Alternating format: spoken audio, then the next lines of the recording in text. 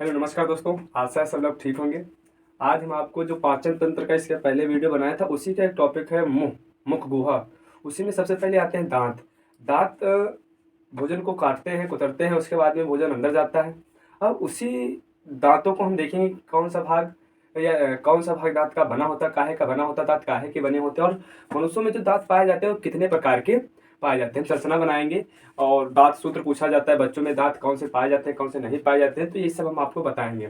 बिना देरी करते हुए तो आपको हम बता दें सबसे पहले जो ये दांत हैं। अब सबसे पहले अगर कोई पूछता है कि दांतों के अध्ययन करने को क्या बोला जाता है, तो ओडोंटोलॉजी ओडोंटोलॉजी बोला जाता है दांतों के अध्ययन करने को। ठीक है, इसके बाद में हम बता दें तो दांत होते हैं उत्पत्ति के आधार पर। उत्पत्ति उत्पत्ति के आधार पे दांत दो प्रकार के होते हैं। कितने प्रकार के? दो प्रकार के। उत्पत्ति के आधार पे दांत दो प्रकार के होते हैं। एक होते हैं स्थायी दांत और एक होते हैं अस्थायी दांत। पहले अस्थायी लिख ले, अस्थायी और स्थायी। ये देखो, अस्थायी और अस्थायी दांत। स्थायी दांत की सॉरी अस्थायी दांत की बात अगर करें तो ये दांत जो होते हैं बच्चों में पाए जाते हैं। बच्चों में अस्थायी दांत, इन्हीं दांतों को बोला जाता है दूध वाले दांत, दूध के दांत, दूध के दांत, जिनकी संख्या होती है 20, जिनकी संख्या 20 होती है। और ये जो स्थायी दांत होते हैं, इनकी ये पाए जाते हैं वयस्कों में, ये पाए जाते हैं वयस्कों में, और जिनकी संख्या कितनी होती है? 32, जिनकी संख्या 32 होती है। ये जो दूध के दांत होते हैं एक बार गिर जाते हैं दोबारा तो प्राप्त हो जाते हैं, लेकिन ये जो होते हैं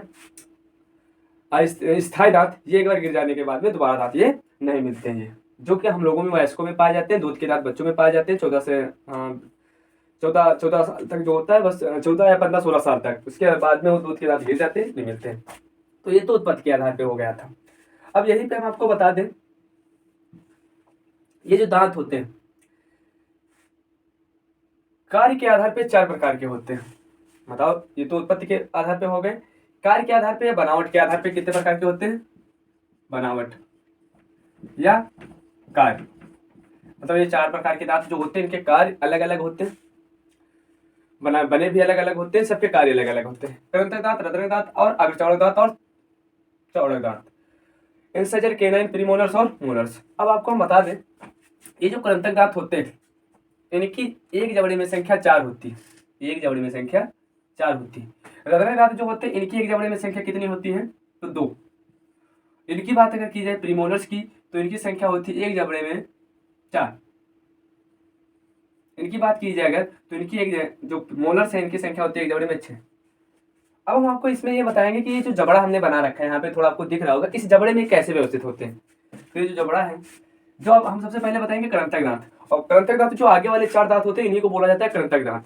ये देखो इधर कैसे होता है,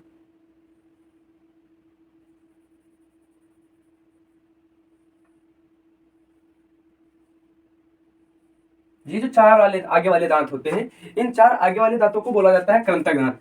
ये जो 4 दांत हैं इनको ये क्या कहलाएंगे? कृंतक। ठीक है, इसके बाद में एक इस साइड में नुकीला दांत और एक इधर साइड में नुकीला दांत होता है। इसको हम ऐसे बना दें, ये जो दांत है ये वाला, इसको बोला जाता है रदनक दांत। ये वाला, ये क्या कहलाता है? रदनक। रदनक। अब रदनक के बाद में अग्रचौड़क आता है, रदनक के बाद में अग्रचौड़क आता है। तो ये जो होते हैं ये ऐसे मान लो इनको इस प्रकार से, ये तो ये जो दांत कहलाते हैं, ये इन दांतों को बोला जाता है अग्रचौड़क। इनको बोला जाता है अग्रचौड़क। ये कौन से दांत कहलाते हैं? अग्रचौड़क कहलाते हैं। इसके बाद में अगर हम बात करें, अब बचिए चौड़क दांत, जिनकी संख्या दोनों जबड़ों में 6, एक जबड़े में 6 होती है, 3 इधर होंगे 3 उधर होंगे। ये पीछे वाली जिन दाढ़ें जो होती हैं ऐसे, आप लोग समझ जाए ना, ये भाई जो दांत है वास्तव में ऐसे नहीं होते हैं जैसे हम बना रहे हैं। ये अब ये कौन से दांत कहलाएंगे आपके? तो ये कहलाएंगे आपके सभी के सभी चौड़क। ये कौन से दांत हैं? चौड़क, ये चौड़क है। अब यहीं से एक सूत्र निकल के आता है कि वयस्कों का दंत्र सूत्र क्या होता है, दांत सूत्र क्या होता है। वयस्क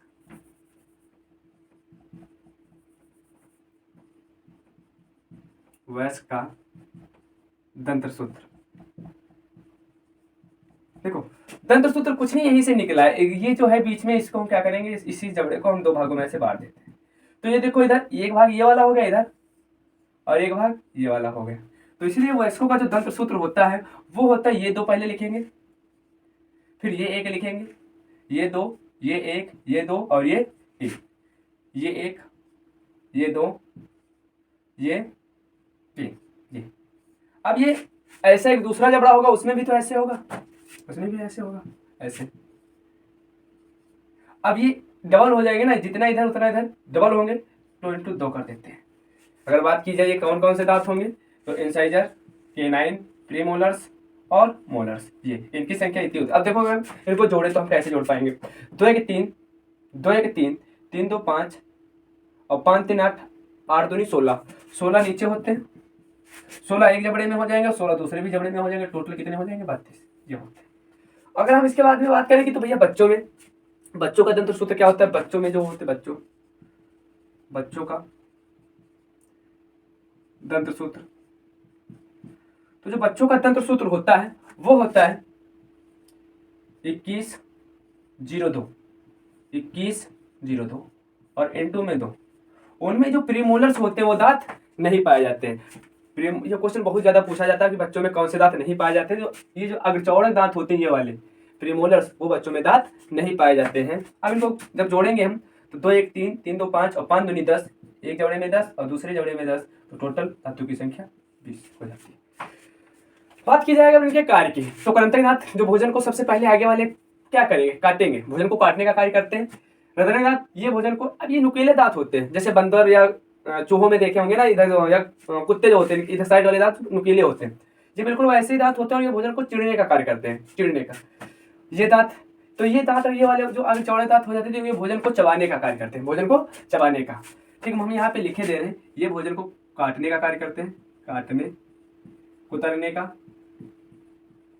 और ये क्या करते हैं, चिड़ने फाड़ने का, चिड़ने फाड़ने का। और ये क्या करते हैं, भोजन को चबाने का कार्य करते हैं, चबाने का। और ये जो भोजन को होता है ये पीसने का कार्य करते हैं, पीसने। ये जो लास्ट वाले दांत होते हैं ये भोजन को पीसने का कार्य करते हैं। तो ये वयस्कों का दंत्र सूत्र होता है, बच्चों का दंत्र सूत्र होता है। अब इसके बाद में हम आपको बता दें,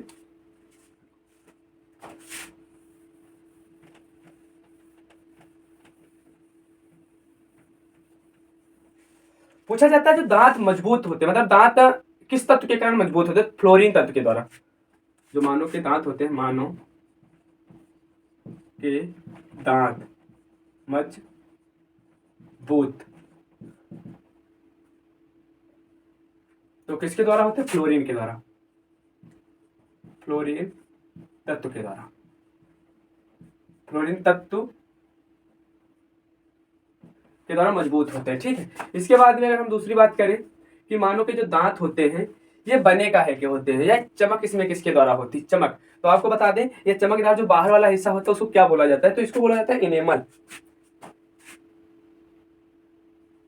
चमकदार हिस्से को बोला जाता है इनेमल।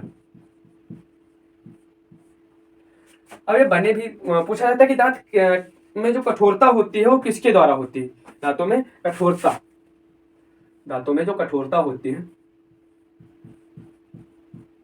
वो होती है कैल्शियम के द्वारा, कैल्शियम जो कठोरता होती है दांतों में वो किसके द्वारा होती है। अब ये बने काहे के होते हैं, तो ये बने होते हैं कैल्शियम फास्फेट के। जो मानव के दांत होते हैं, दांत कैल्शियम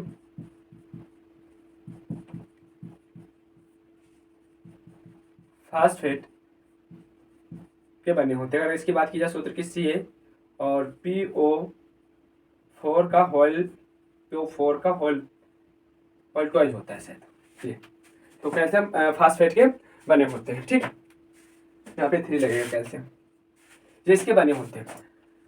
इसके बाद में अगर हम बात करें और क्या पूछा जा सकता है यहाँ से, तो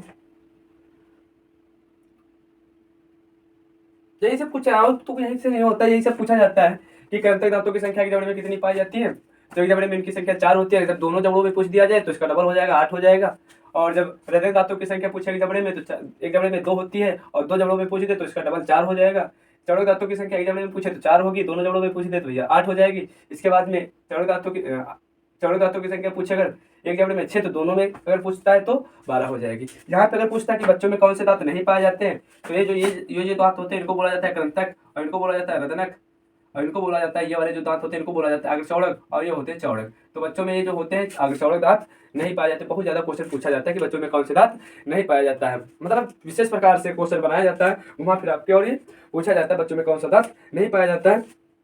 और एक क्वेश्चन और आपको बता दें कि जो दांतों का आंतरिक भाग होता है वो काहे का बना होता है। आंतरिक भाग, एक नाम सुना होगा डेंटाइन। डेंटाइन, डेंटाइन का बना होता है, डेंटाइन का बना होता है। आशा है ये सब आप लोगों के समझ में आया होगा। और हम आपको फिर से बता दें, जो ये दांत होते हैं, दांत उत्पत्ति के आधार पे 2 प्रकार के होते हैं, एक स्थायी होता है और एक अस्थायी होता है। उसके बाद में बनावट की अगर बात की जाए, बनावट के आधार पे या कार्य के आधार पे 4 प्रकार के होते हैं, कृंतक, रदनक, अग्रचौड़क और चौड़क। ये हमने जबड़ा पूरा बना दिया, इसमें कौन कौन से होते हैं। इसकी संख्या जो एक जबड़े में 6 होती है, इनकी 4 होती है, इसकी 2 होती है और इसकी 4 होती है। ऐसे टोटल दांत कितने हो जाते हैं, 32 हो जाते हैं। और इधर हमने ये कुछ बता दिया आपको, जो पूछा जाता है एग्जाम में, मानव के दांत जो होते हैं मजबूत किसके द्वारा होते हैं, तो फ्लोरीन तत्व के द्वारा होते हैं। चमकदार इसका कौन सा भाग होता है, तो एनिमल वाला जो चमकदार होता है दांतों के जो बाहर वाला भाग होता है। कठोरता किसके द्वारा होती है, तो कैल्शियम के द्वारा कठोरता होती है। दांत काहे के बने होते हैं, तो कैल्शियम फास्फेट के दांत बने होते हैं। आंतरिक भाग क्या कहलाता है, डेंटाइन कहलाता है, ये भी हमने बता दिया। दांतों का अध्ययन क्या कहलाता है, तो ओडोंटोलॉजी दांतों का अध्ययन कहलाता है। इससे ज्यादा अगर आपने इसको अच्छे से देख लिया ना, इससे ज्यादा और कुछ यहाँ से पूछा नहीं जाता। आशा है ये वीडियो आप लोगों को समझ में आएगा। और जो भी ना समझ में आया तो आप लोग कमेंट बॉक्स में कमेंट करके हमको बताइएगा कि हमारे ये समझ में नहीं आ रहा है, तो उसके बारे में हम आपको आगे फिर बता देंगे। ये जो वीडियो था, ये एक पाचन हमने इसके पहले बना रखा था, उसी में आता है दांत वगैरह, तो हमने इसको बता दिया। अगले दिन आशा करेंगे, ठीक है, टाइम लगेगा तो जो ग्रंथियां हैं, सह ग्रंथियां, वो पढ़ाएंगे, या ग्रंथियां ना पढ़ा के या तो पढ़ा देंगे जो एंजाइम वगैरह, ग्रंथियों के एंजाइम वगैरह जरूर पढ़ा देंगे कि कौन सा एंजाइम कहाँ से स्रावित होता है, क्योंकि वो जरूरी होता है कि अमाशय से कौन सा एंजाइम निकलता है, जठर रस कहाँ से निकलता है, पित्त रस कहाँ से निकलता है, ये सब हम आपको बता देंगे। ठीक है।